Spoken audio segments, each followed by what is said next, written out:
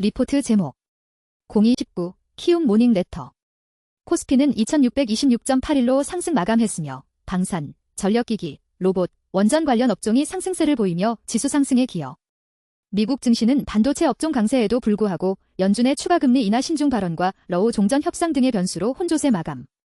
미국 국채 금리는 단기 구간 중심으로 상승했으며 이창용 하는 총재의 금리 인하 신중 발언과 호주 중앙은행의 기준금리 동결이 영향. 달러원 환율은 1443.70원으로 상승 마감했으며 연준 위원들의 매파적 발언과 국채 금리 상승이 달러 강세 요인으로 작용.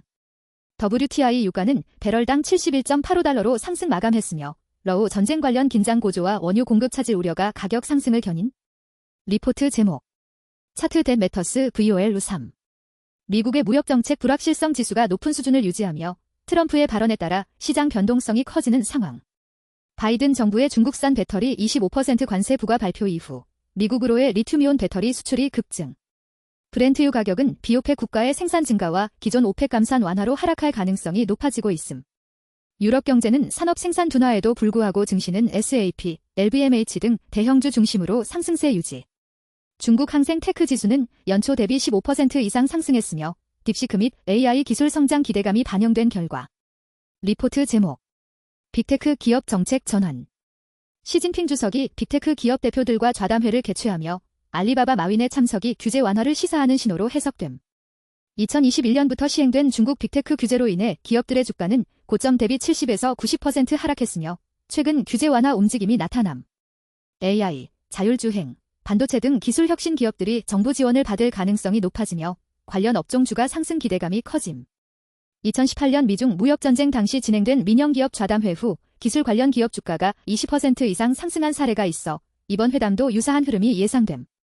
중국 정부는 올해 GDP 성장률 목표를 5% 내외로 설정할 가능성이 있으며 적극적인 경기 부양 정책이 기술주 상승을 뒷받침할 전망. 리포트 제목 시진핑 주석의 변심, 공동부유에서 선불론으로. 시진핑 주석이 민영기업 심포지엄에서 선불론을 강조하며 공동부유 정책이 후퇴할 가능성이 커짐. 2021년 공동부유 정책 이후 빅테크와 부동산 시장이 타격을 받았으며 마윈의 재등장은 규제 완화 신호로 해석됨. 딥시크 출현과 함께 중국이 AI 및 신산업 육성을 강화하며 민간 기업의 혁신 성장이 중요해진 상황. 중국 정부의 빅테크 지원이 확대될 가능성이 있지만 기대되던 대규모 재정 부양책이 시행될 가능성은 낮아짐. 홍콩 증시 중심으로 중화권 증시 반등이 예상되며 AI 및 신기술 투자 확대의 촉매제가 될 전망. 리포트 제목 유로존 발등에 떨어진 불. 유로존 증시는 경기 침체 우려에도 독일 중심으로 양호한 성과를 기록하며 밸류에이션 매력과 정치 불확실성 해소 기대가 상승 요인으로 작용함.